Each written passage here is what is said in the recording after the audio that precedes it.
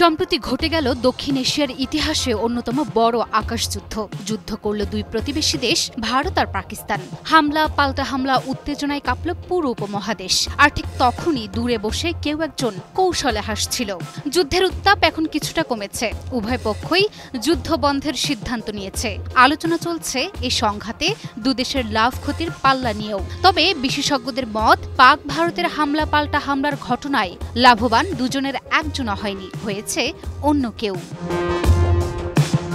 সংঘাতে পাকিস্তানের দাবি তারা ভারতের অন্তত 5টি যুদ্ধবিমান ধ্বংস করেছে, আর সেটা কোনো সাধারণ যুদ্ধবিমান দিয়ে নয়, ভয়ঙ্কর J-10C অথবা ভিগরাস ড্রাগন দিয়ে, যেটি নির্মাণ করেছে চীন। আর তারপরই চীনের তৈরি J-10 যুদ্ধবিমানের ব্যবহার এবং তার কার্যকারিতা ঘিরে আলোচনার ঝড় উঠেছে। সবার চোখ এখন চীনের সেই যুদ্ধবিমানের দিকে।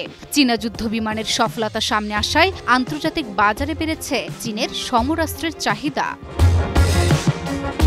যুদ্ধেই চীন কুড়িয়ে নেয় অভাবনীয় অর্থনৈতিক লাভ। যুদ্ধ শুরুর মাত্র 3 দিনের মাথায় চেংদু কর্পোরেশনের শেয়ারের দাম প্রায় 50% বেড়ে যায়। 6 মে যার মূল্য ছিল 59.23 ইউয়ান, তা 9 মেতে গিয়ে দাঁড়ায় 88.88 ইউয়ানে। একই সাথে রাফেল ধ্বংসের বিষয়টি সামনে আসায় ফ্রান্সের মতো সমরাস্ত্র রফতানিকারী পশ্চিমা দেশগুলোও রয়েছে চাপের মুখে। ভারতের ব্যবহৃত রাফেল জেটের নির্মাতা ফরাসি প্রতিষ্ঠান ডিসল্ট অ্যাভিয়েশনের শেয়ারে ধস নামে, কমে যায় 5%-এরও বেশি। বার্তা সংস্থা রয়টার্সের এক প্রতিবেদনে বলা হচ্ছে, পাক ভারতের আকাশ যুদ্ধকে কেন্দ্র করে মূল্যবান গোয়েন্দা তথ্য সংগ্রহ করেছে চীন।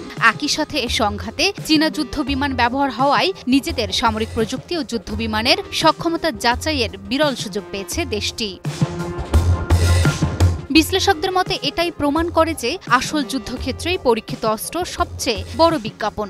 J-10C এর সফল ব্যবহার চীনকে বিশ্ব অস্ত্র বাজারে নতুন আস্থার জায়গায় নিয়ে গেছে। পাকিস্তান ছাড়াও ইতিমধ্যেই মিশর, আলজেরিয়া ও সৌদি আরবের সঙ্গে চীন আলোচনা চালাচ্ছে এই যুদ্ধবিমান বিক্রির বিষয়ে। চীন এই পুরো পরিস্থিতিকে দক্ষতার সঙ্গে ব্যবহার করেছে তাদের ডিফেন্স ইকোনমি কৌশল বাস্তবায়নে। যুদ্ধ না করেই তাদের অস্ত্র বিক্রি বেড়েছে, রাজনৈতিক প্রভাব বিস্তারের সুযোগ তৈরি হয়েছে, আর প্রযুক্তিগত সক্ষমতার প্রমাণ মিলেছে বাস্তব যুদ্ধে। অন্যদিকে ভারত পাকিস্তান যুদ্ধ করে পেয়েছে শুধু ক্ষয়ক্ষতি, প্রাণহানি, ব্যয় বৃদ্ধি এবং রাজনৈতিক অস্থিরতা।